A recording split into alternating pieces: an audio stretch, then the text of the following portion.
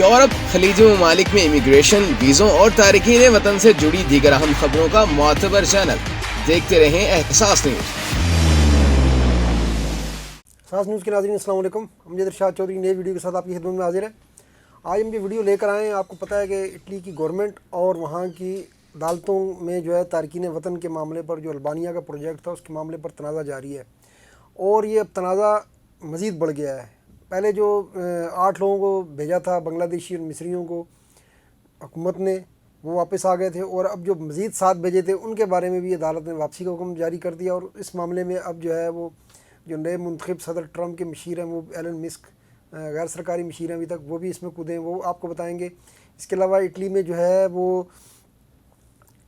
جو حکومت اور ان کے مذاکرات ہوئے یونینوں کے تنخواہوں کے معاملے پر اور تعلیم اور صحت کے معاملے پر، وہ مذاکرات بھی کوئی کامیاب نہیں ہوئے، تو اس کے بارے میں آپ کو بتائیں گے۔ اس کے علاوہ جو ہے وہ پہلے 10 ماہ جو ہے وہ اٹلی میں اس سال جو کشتیوں کے ذریعے غیر قانونی تارکین آتے ہیں ان کی تعداد بہت کم رہی ہے، لیکن جیسے ہی اکتوبر کے آخری ہفتے سے جو معاملہ شروع ہوا ہے تو ایک دم بڑھ گیا، تو اس کے اوپر بھی ہم بات کریں گے۔ تو سب سے پہلے ہم بات کریں البانیہ کے معاملے پر۔ تو البانیہ میں آپ کو پتہ ہے کہ پہلے جو ہے اس اکتوبر میں جو ہے اکتوبر کے آغاز میں پہلی بار جو ہے وہ 8 تارکین وطن کو جو مصر اور بنگلہ دیش سے جن کا تعلق تھا، جو محفوظ ملک اٹلی نے قرار دیے ہوئے گورنمنٹ نے، ان کو منتقل کیا گیا تھا، لیکن روم کے ٹریبونل نے ان کی منتقلی غیر قانونی قرار دی تھی اور ان کو واپس اٹلی آنے کا حکم دیا تھا، اور پھر گورنمنٹ کو واپس لانا پڑا تھا۔ اور یہ بتا دیں کہ اٹلی میں یا کہیں بھی کسی مہذب ملک میں جب عدالت کو حکم دیتی ہے تو حکومت کو اس فیصلے پر اعتراض ہو یا نہ ہو اس فیصلے پر عمل کیا جاتا ہے۔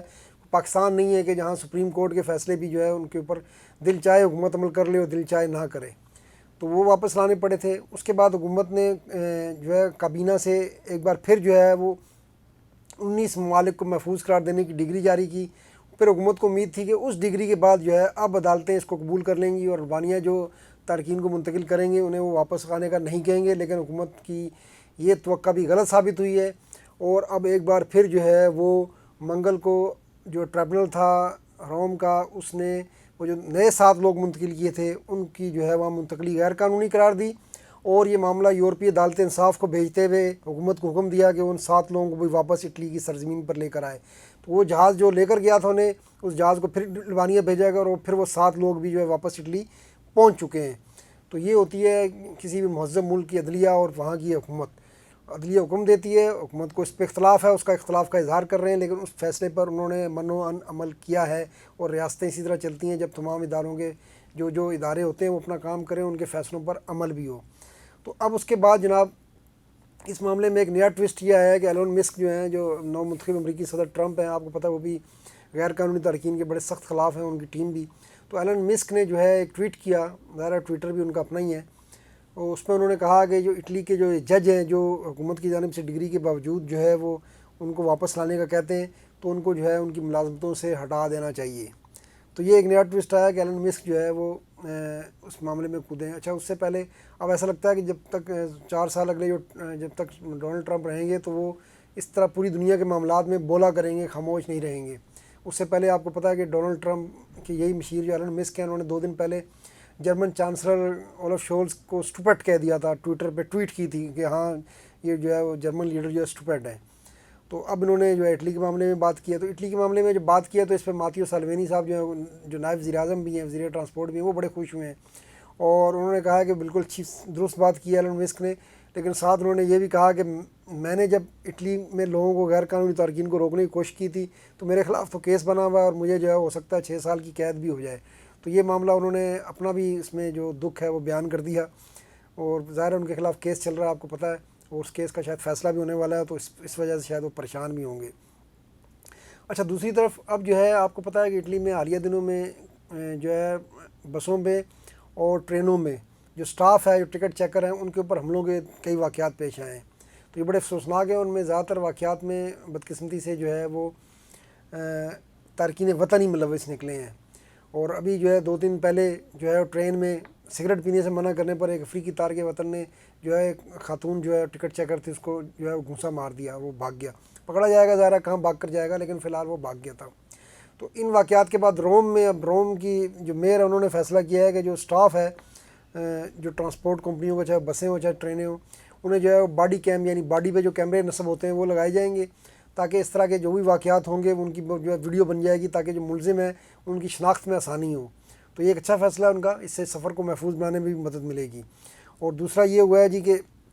جیسا کہ ہم نے آپ کو بتایا کہ یہ پہلے 10 ماہ جو ہے تقریباً 60% گزشتہ سال کے مقابلے میں جو غیر قانونی تارکین کشتیوں کے ذریعے پہنچے ہیں اٹلی میں، ان میں کمی آئی ہے، خاص طور پر پاکستانیوں میں بہت ہی زیادہ کمی آئی ہے۔ جو تارکین وطن 10 ماہ پہلے